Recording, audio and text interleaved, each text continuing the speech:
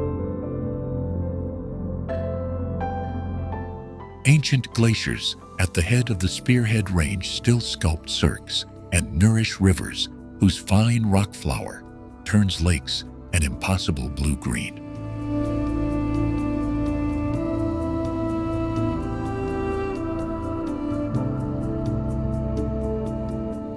Local Squamish and Lilwat nations have lived in this landscape for millennia, and their art, language, and stories are woven through village life and place names.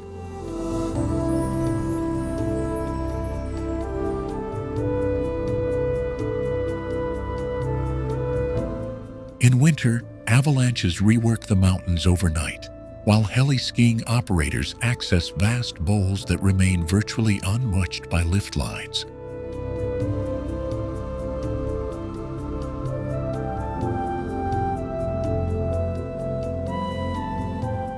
The village sits in a valley of old-growth forests and rushing creeks where you can swap skis for paddleboards within minutes and still feel miles from urban noise.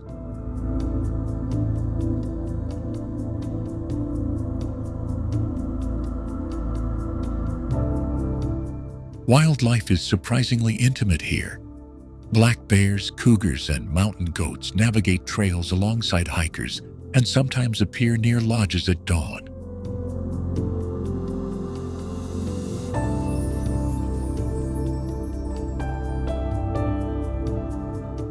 Even the weather plays tricks. Sunlight, snowfall, and warm Chinook winds can alternate in a single morning, creating microclimates from valley to ridge.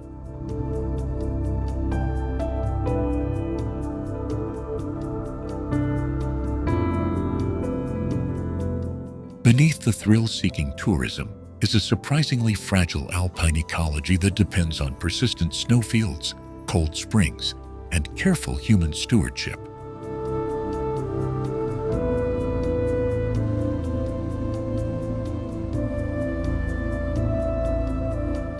That tension between adrenaline and conservation, between modern adventure culture and ancient indigenous stewardship, is what keeps Whistler constantly evolving and, at the same time, quietly vulnerable.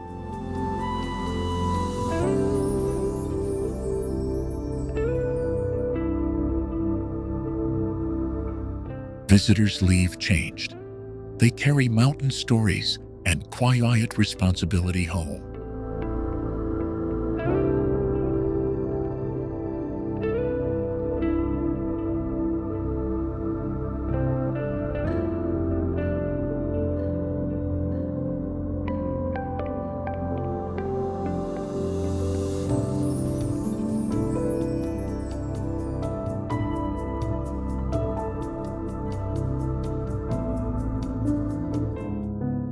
The Rideau Canal in Ottawa transforms into the world's largest naturally frozen ice skating rink each winter in Canada, stretching over 7.8 kilometers through the capital's heart.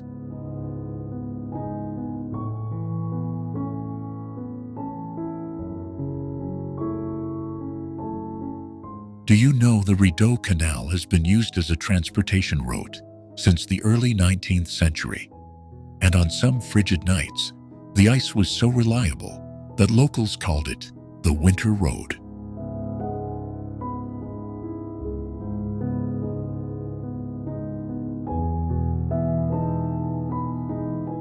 Beyond its frozen ribbon, Ottawa shelters a surprising underground network of limestone caves beneath the Ottawa River Valley that early settlers used for storage and secret crossings.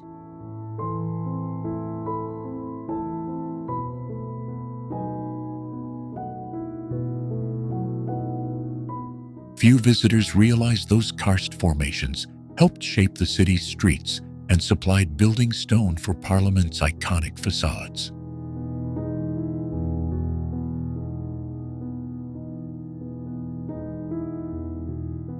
If you dig a little deeper, Ottawa's festivals, jazz, tulip, and winterlude, are not just celebrations, but living threads that stitch together immigrant tales, environmental guardian movements, and political protest.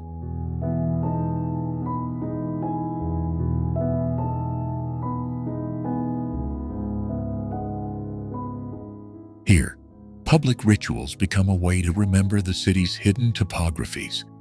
Underground streams, former logging camps, and indigenous portage trails, now paved over yet still audible to those who listen.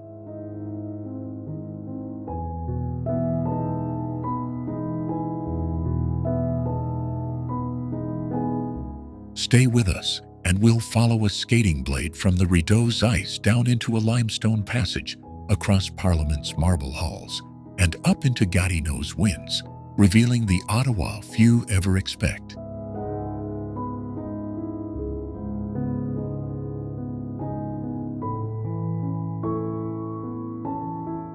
By the end of this tour, you'll see how a capital city can hide entire landscapes beneath its streets, and why Ottawa's quiet wonders deserve a second look.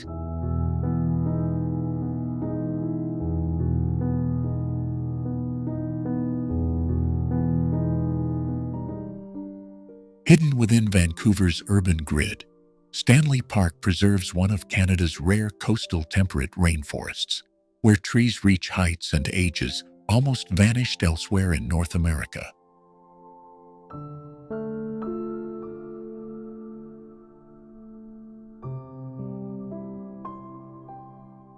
Do you know, Stanley Park is actually larger than New York's Central Park, yet its wild interior sits mere minutes from downtown Vancouver.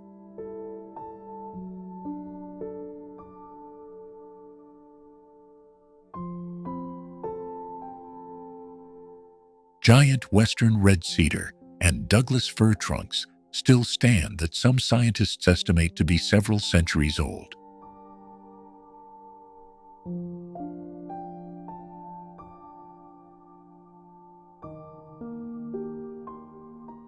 The forest floor here shelters winding creeks, archaeological sites, and a secretive population of raccoons and owls that urban visitors seldom notice.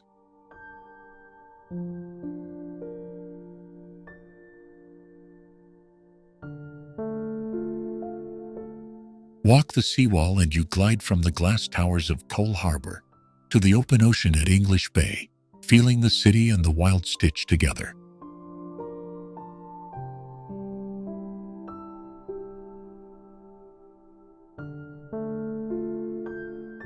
That ribbon of pavement links to the Lions Gate Bridge and points your view to the snow-capped North Shore Mountains, a reminder that Stanley Park is not an isolated island, but part of a dramatic coastal system.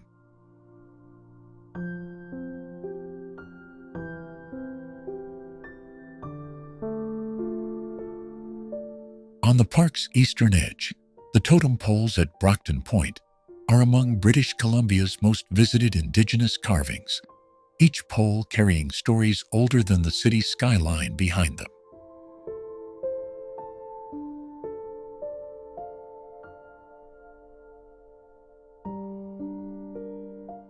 Those poles draw a line from First Nations seafaring past to contemporary Vancouver, connecting living cultures across centuries and tides.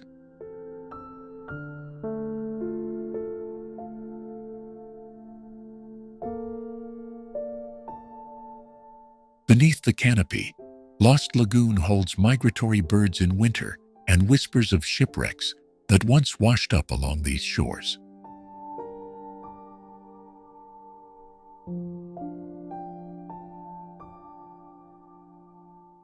Conservation projects now replant native species and remove invasive plants, efforts that echo similar restorations in coastal parks up the Sunshine Coast.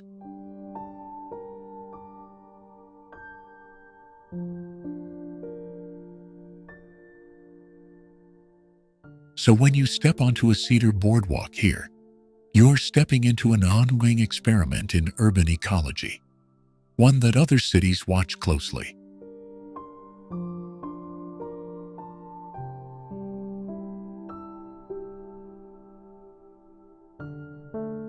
Few parks so close to a city's core manage to teach visitors the complexity of a coastline's ecosystems while offering a playground for cyclists, families, and historians.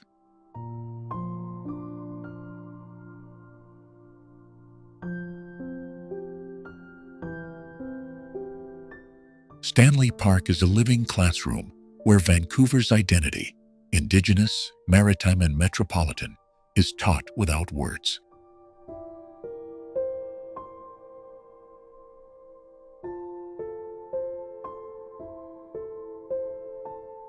Stay with us as we follow the seawall eastward and peel back more hidden stories tied to whales, waves, and the people who have called these shores home for millennia.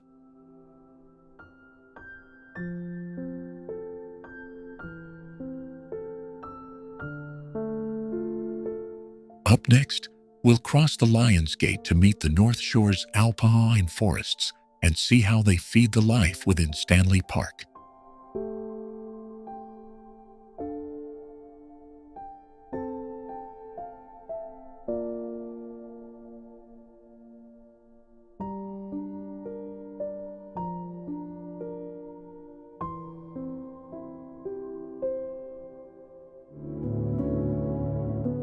The Bay of Fundy holds the world's highest recorded tides, rising up to 16 meters along some shores.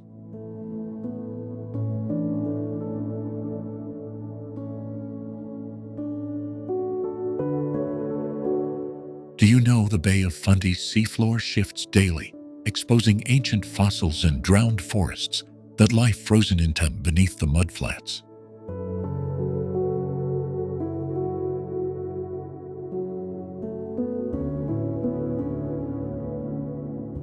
Along the Minas Basin mudflats, the retreating water reveals cliffs carved over millions of years.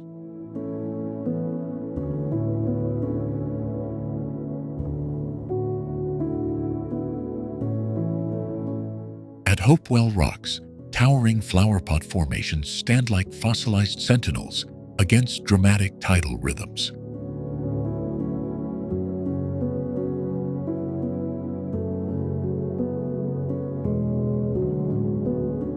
Walk the exposed seabed, and you might find prehistoric tree stumps preserved in anaerobic silt.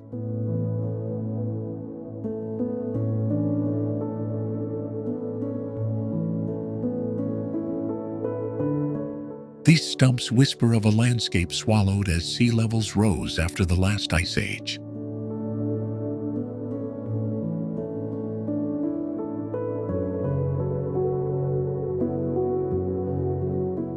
Tidal currents funnel through narrow channels, accelerating into boiling eddies that sculpt canyons and channels.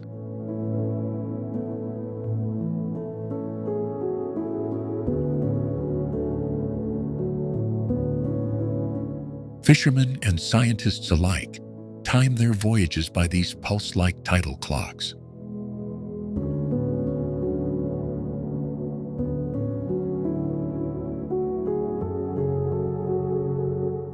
Whales follow the nutrients flushed from the bay, gathering in feeding frenzies at tidal rips.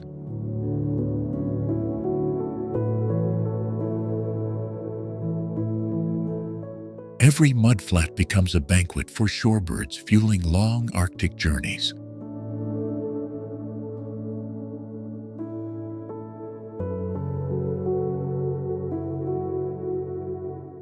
Engineered tidal turbines and small research projects test renewable energy amid these immense flows.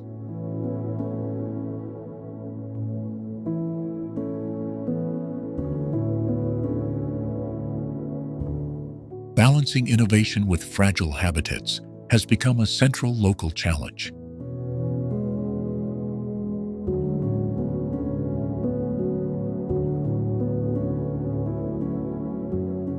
The bay's geological story is written in sediment layers visible along exposed cliffs.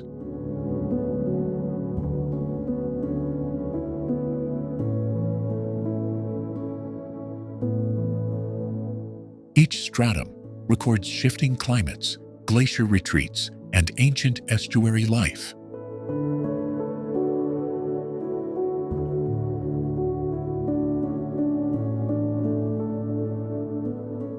Whether you're drawn to dramatic tides, fossil hunts, or quiet coastal communities, Fundy transforms expectations.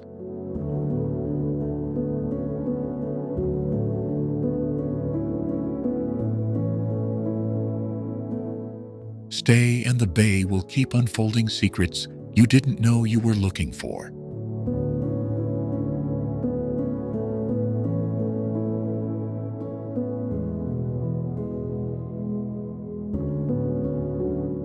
Perched on an ancient limestone ridge above the Ottawa River, Parliament Hill's center block is dominated by the 92-meter Peace Tower, whose carillon rings across the capital. Visitors may admire its silhouette, but few know the carillon's 53 bells are tuned to play everything from requiems to contemporary melodies.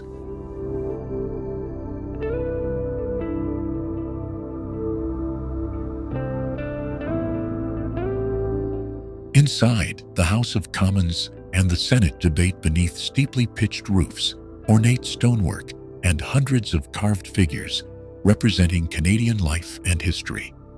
Every gargoyle, coat of arms, and cornice is a narrative clue, linking the building's Gothic Revival language to the story of Confederation and nationhood.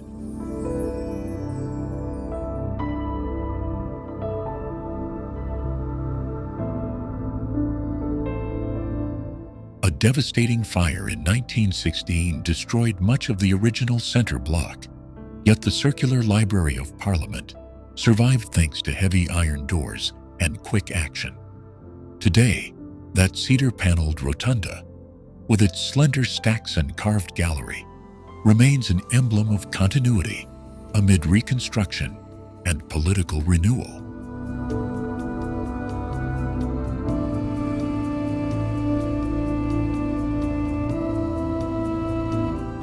Ceremony and protest share the same public plazas.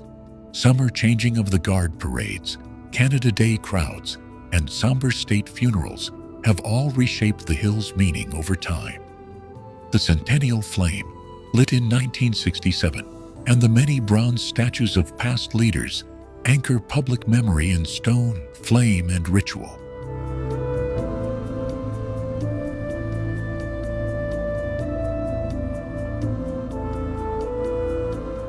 Within the Peace Tower's memorial chamber, marble tablets list the names of the fallen, transforming architecture into a national ledger of sacrifice and remembrance.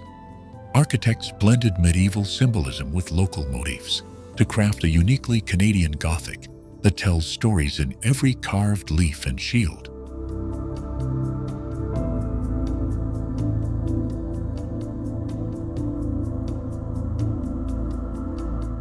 Now the precinct is wrapped in careful restoration to preserve fragile masonry, update infrastructure, and protect the hill for generations to come.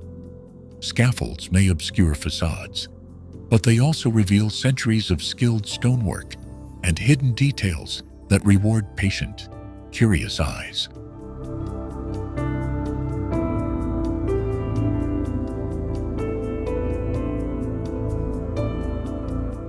Guides delight in pointing out small, secret carvings, a raccoon, a frog's head, an anonymous mason's mark that humanize a seat of government. From the hill's crest, the city spreads out, the Ottawa River, the pale ribbon of the Rideau Canal, and the route that leads us to our next chapter.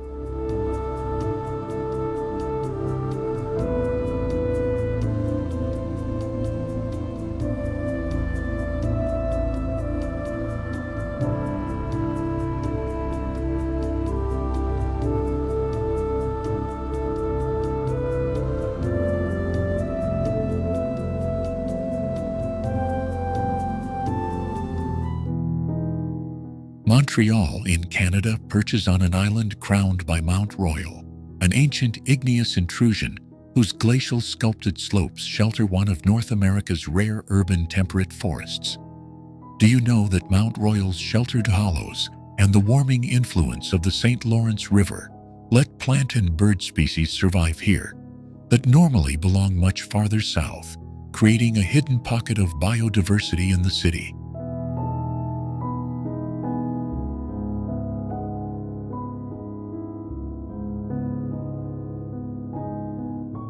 From that green crown, the city cascades downwards into neighborhoods that read like chapters of history and invention.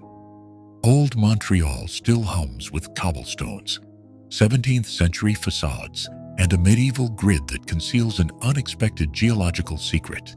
Many of its cellars nestle against limestone quarries that once supplied the stone for New France.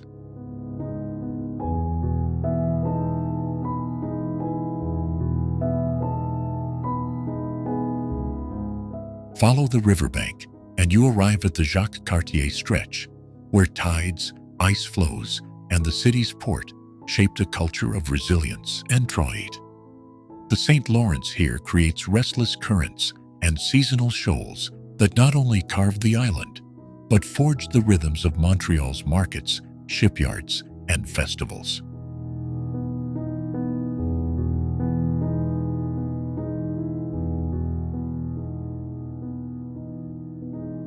Slip under the streets and you find the Réseau, the underground city, a climate-controlled world of shopping, cafes, and transit tunnels that links universities, hospitals, and historic sites. That man-made subterranean web is directly tied to Montreal's extreme seasons, a practical solution that has grown into a secret urban habitat connecting Mount Royal to the waterfront.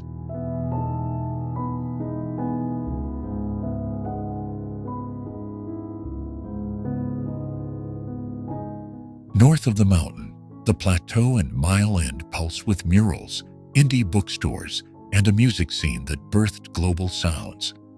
Legendary bagel ovens and late-night jazz clubs anchor neighborhoods where immigrants layered traditions into a distinctive Montreal rhythm.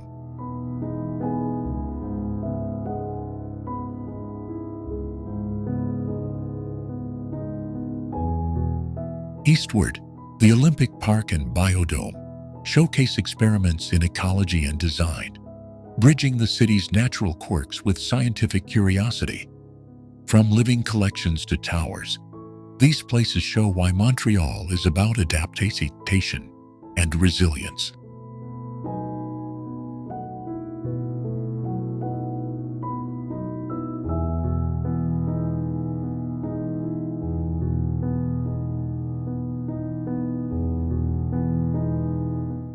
Quebec City perches on towering St. Lawrence Bluffs, one of the world's rare urban citadels sculpted by ancient ice and sea. Do you know Quebec City shelters a microclimate that allows vineyards on nearby Île d'Orléans and unusual river ice patterns?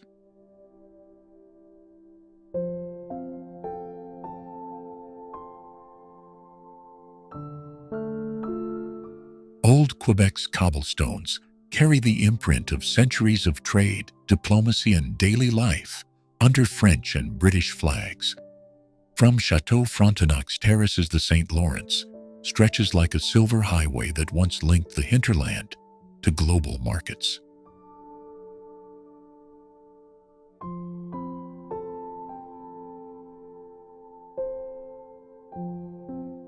Cross to Île d'Orléans and orchards spill onto lanes where fruit varieties cultivated since the 1600s still feed the city. A short drive brings you to Montmorency Falls, a thunderous cascade higher than Niagara that binds highland bedrock to river plain.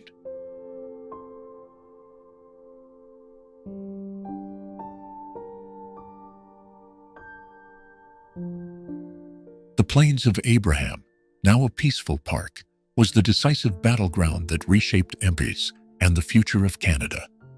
Below, the Petit Champlain quarter tightens into alleys of boutiques and cafes that feel like living postcards from another century.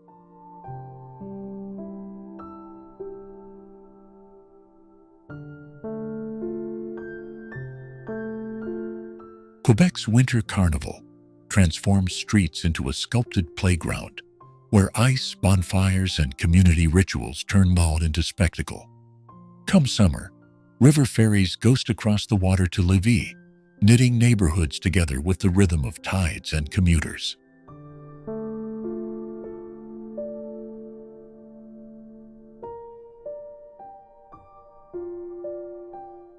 The city's cuisine maps its history. Maple taffy, wild game, seafood from the estuary, and French techniques from generations of chefs. Markets such as Marché du Vieux-Port offers smoked fish, cheeses, and stories that tie local tables to indigenous and settler traditions.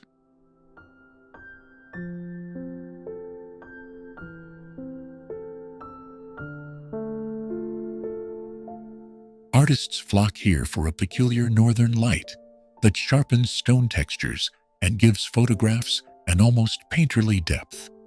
By night, lanterns and river reflections redraw streets, turning familiar routes into intimate paths filled with music and conversation.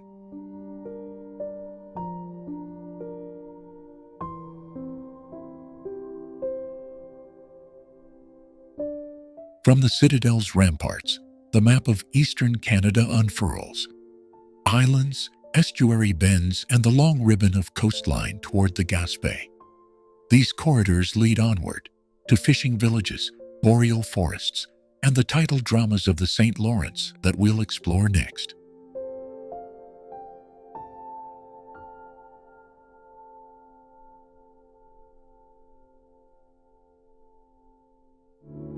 Rising 553.3 meters above Lake Ontario, the CN Tower carves a needle of steel and concrete into Toronto's skyline and can be seen from more than 100 kilometers away. Do you know the tower was originally built as a communications mast, but quickly became a symbol of engineering ambition, pushing Canada onto the global stage?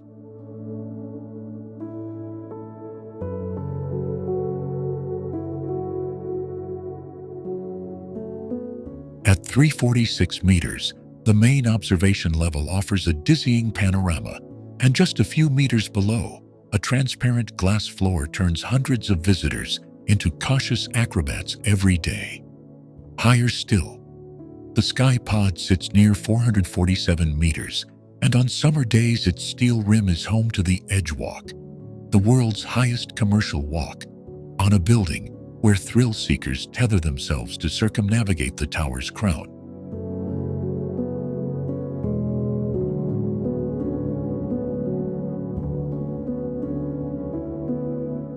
Beneath its elegant silhouette lies brute practicality.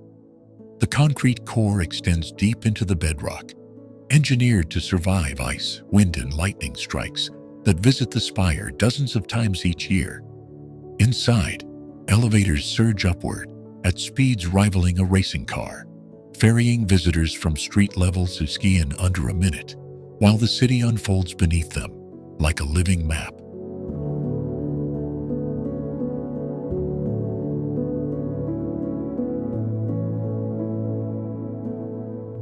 Less obvious are the tiny technical innovations, hidden dampers to curb sway, microwave dishes once vital for cross-country broadcasts, and a maintenance culture that keeps the tower functioning through harsh winters. From the observation decks, you can spot the circular white roof of the adjacent Rogers Centre, the ripple of boats along the harbour front, and on clear days, the distant green of the Toronto Islands.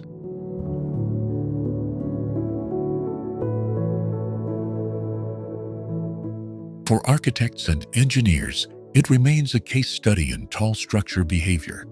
For visitors, it is a ritual, a climb, a pause, a breath taken above a metropolis. And for the city, it is an unmistakable address. Next, we move beyond the concrete spire toward the waterline, following the skyline's shadow down to the bustling waterfront markets, where the urban pulse meets the lake.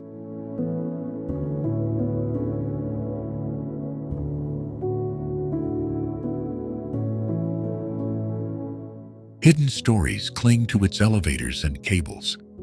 Maintenance crews rappel, and technological upgrades have kept broadcast signals crisp, while the tower adapted to new communications demands. Local photographers time shoots for the golden hour, when the spire casts a long, familiar silhouette across the harbor, turning ordinary boats into stage props under a downtown theater of light.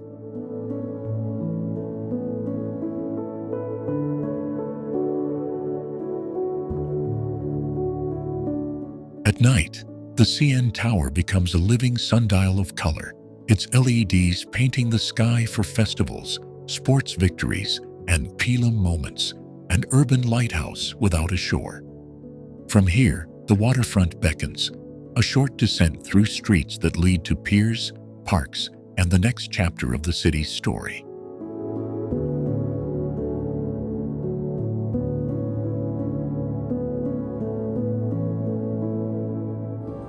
Athabasca Glacier holds slabs of blue, centuries-old ice and funnels melt that will touch 3 oceans as part of the Columbia ice field.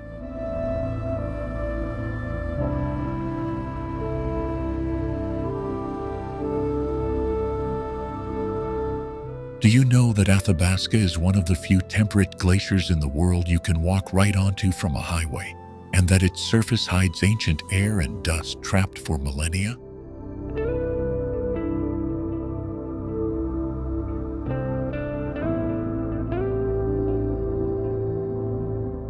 In summer, the ice gleams like glass, fractured into deep crevasses and hummocks that scientists and visitors alike study with equal fascination.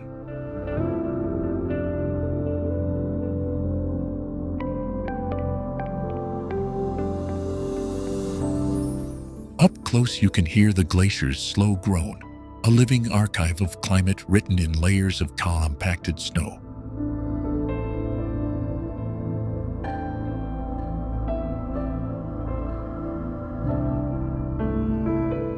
Over the last century, Athabasca has receded visibly, leaving moraines and naked rock that chart an accelerating story of warming.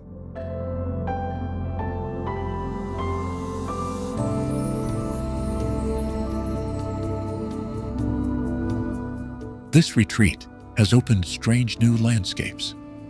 Ponds that mirror the skyline, flower-studded forefields, and forests reclaiming ground once buried in ice.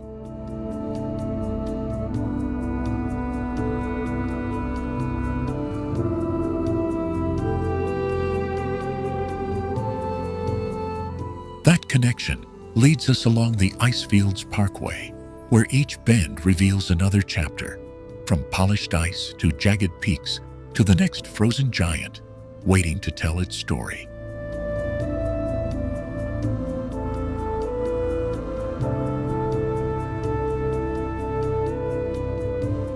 Scientists warn that if warming trends continue, the glacier will be a shadow of its current self within decades, altering river timing and the very character of these mountains.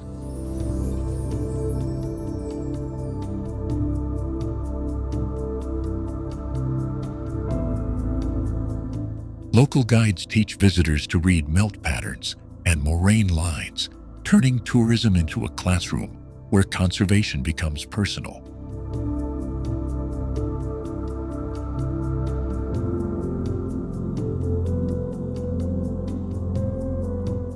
Photographers chase the glacier's luminous blues at dawn, while geologists map its thinning layers by day. A collision of art and empirical record.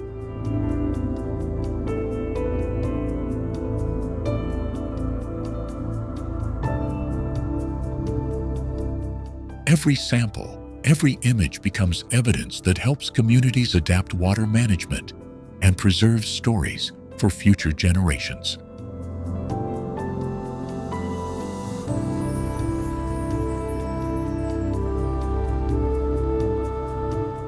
Standing on Athabasca's edge, you feel both the intimacy of ice underfoot and the scale of forces reshaping continents.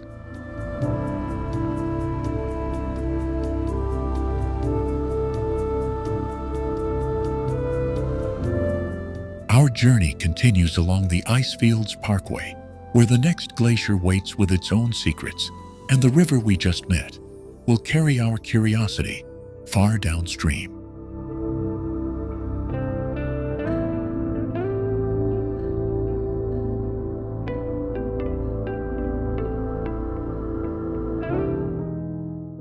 Along the misty central BC coast, the Great Bear Rainforest shelters the Kermode or spirit bear, a genetically white variant of the black bear found almost nowhere else in Canada or the world. Do you know, Manitoulin Island in Lake Huron is the world's largest freshwater island, And within it sits a lake that contains its own island, a rare island within an island phenomenon few places can claim.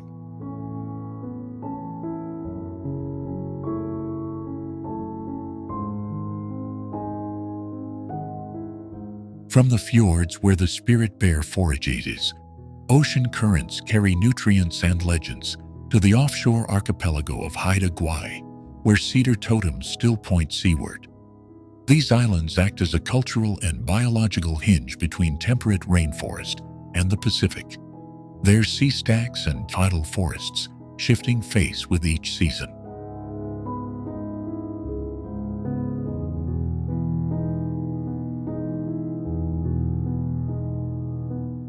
Follow the ice inland and the color of water changes.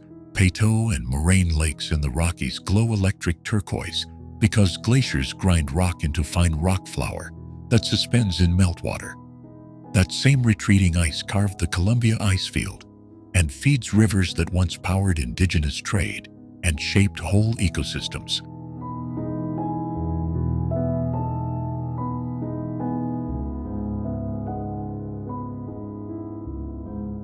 Where those rivers slow and meet the sea, the Bay of Fundy reigns with the highest tides on Earth, sculpting the Hopewell rocks into enigmatic flowerpot pillars. At low tide, you can walk the exposed seafloor and discover fossil imprints and kelp forests, frozen like petrified curtains.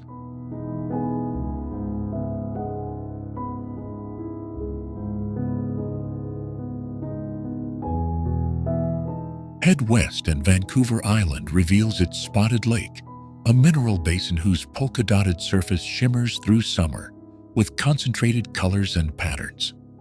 The lake's seasonal transformations were long observed by Indigenous peoples and now form a luminous waypoint on Canada's coastal corridor.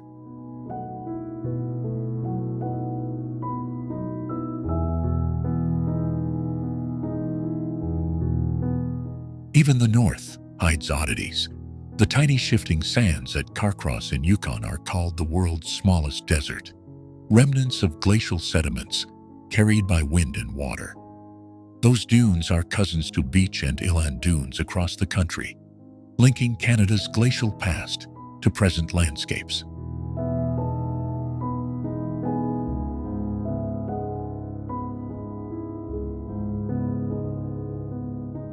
Every place threads to the next. Rainforests to glaciers, islands to prairies, tides to deserts, all woven by rivers, currents, and the slow migration of ice.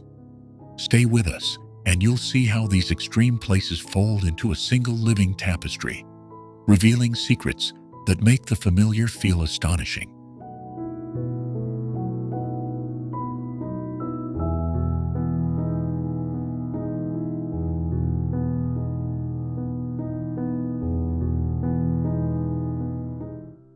From the thunderous curtain of Niagara Falls to the glassy fjords of the Bay of Fundy, Canada stitches wild contrasts into a single sweeping landscape.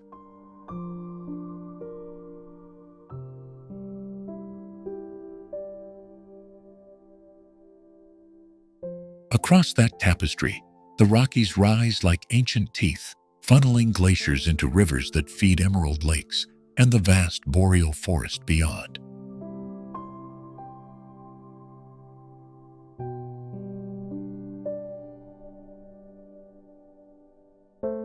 Follow those rivers north, and you meet the Great Canadian Shield, a weathered backbone of lichen-covered rock, where time itself seems to slow.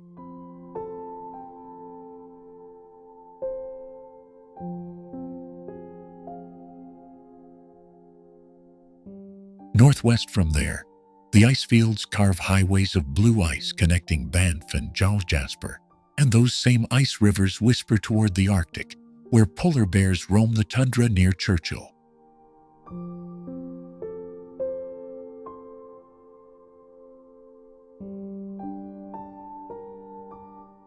On the other coast, the temperate rainforests of British Columbia and the floating cedar villages of Haida Gwaii tell a different story of survival and deep cultural continuity.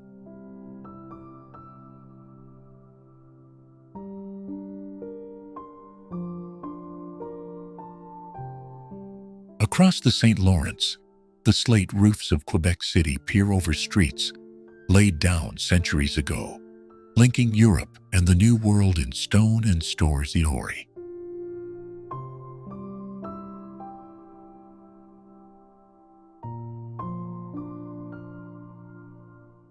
Cities like Toronto and Vancouver pulse with modern life, but every skyline here shares a line of sight to nature, a reminder that civilization and the wild are braided together.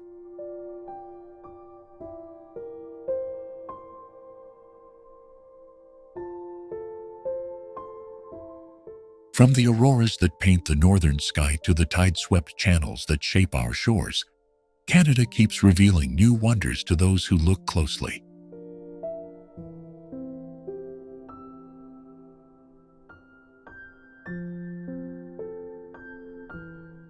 If you've followed this journey, you've touched glaciers, tasted salt-swept winds, and traced the footsteps of cultures older than the maps we use.